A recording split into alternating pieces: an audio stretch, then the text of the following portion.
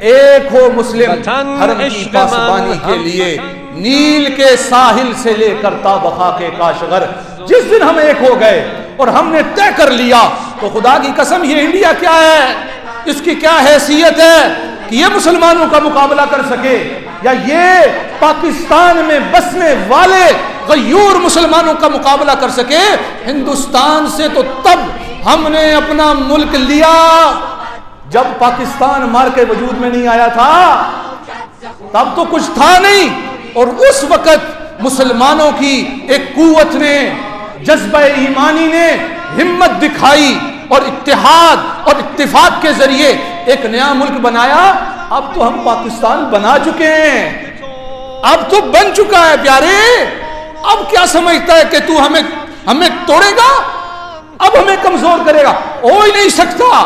لیکن صرف مسلمانوں سے پھر دس بدستہ یہ عرض کرتا ہوں، کوشش کریں اپنے اندر اتفاق پیدا کریں اور اتفاق پر مضبوط رہیں، اتحاد پیدا کریں، اتحاد پہ مضبوط رہیں۔ دیکھیے گا وہ دن آئے گا کہ اللہ اس پاکستان کو اور امت مسلمہ کو پوری دنیا پر عروج عطا فرمائے گا، پوری دنیا پر اللہ رب العزت کامرانیاں اور عزتیں اور رفتیں عطا فرمائیں گے۔ ہمارا مسئلہ صرف یہ ہے، سرکس کا شیر نہیں ہوتا، سرکس کا شیر تو وہ بھی ہوتا ہے، لیکن ایک عام سا پتلا دبلا سا آدمی ایک سونٹی کے ذریعے اسے ہانکتا ہے، کبھی وہ چھلانگ لگا کے یہاں جا رہا ہے، کبھی وہاں جا رہا ہے، کبھی یہاں آ رہا ہے، کبھی بیٹھ رہا ہے، کبھی اٹھ رہا ہے، کبھی کود رہا ہے۔ کیا ہے بھائی؟ یہ شیر ہے، شیر۔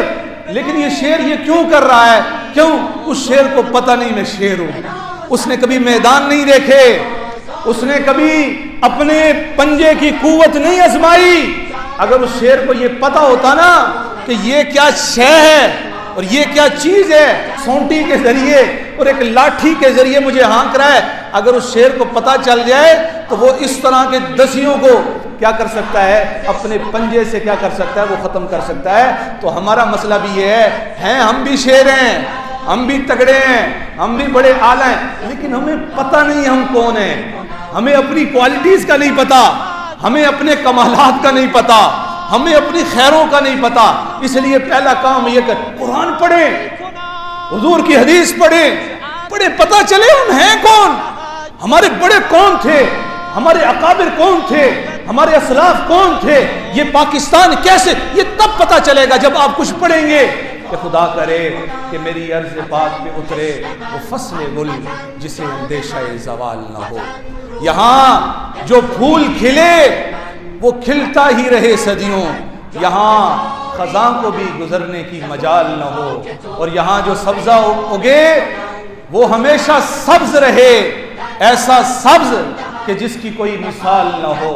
اور خدا کرے کہ نہ خم ہو سرے وقار وطن، کوئی ملول نہ ہو، کوئی خستہ حال نہ ہو۔